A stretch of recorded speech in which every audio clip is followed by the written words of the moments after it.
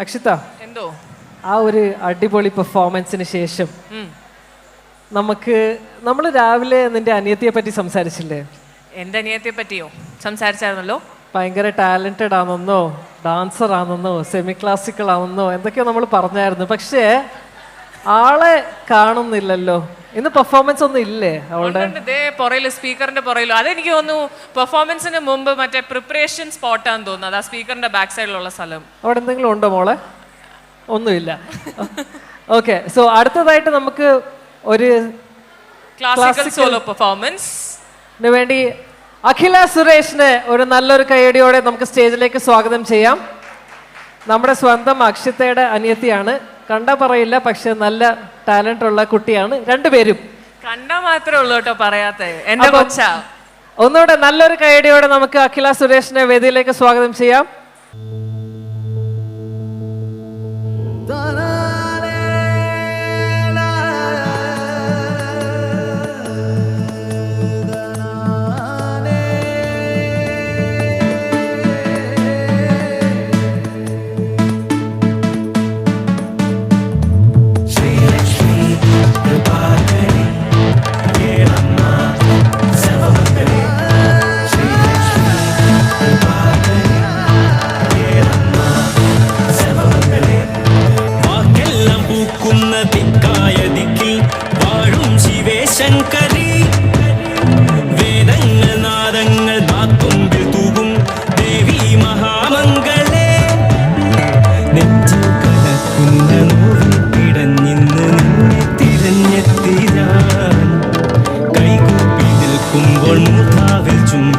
മാറോടു ചേർക്കില്ലയോ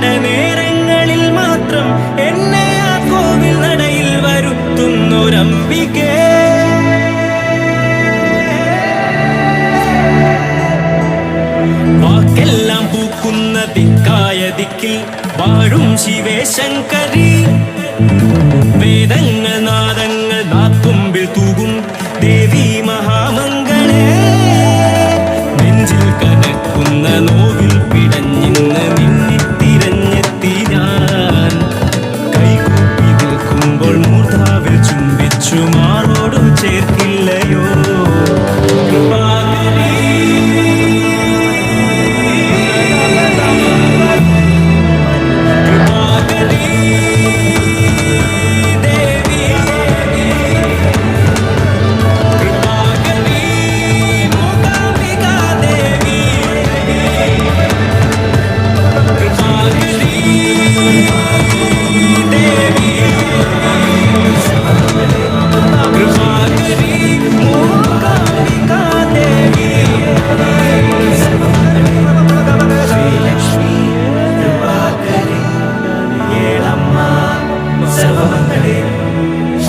ലക്ഷ്മി കൃപാകരി ഏളമ്മ സർവമംഗളേ.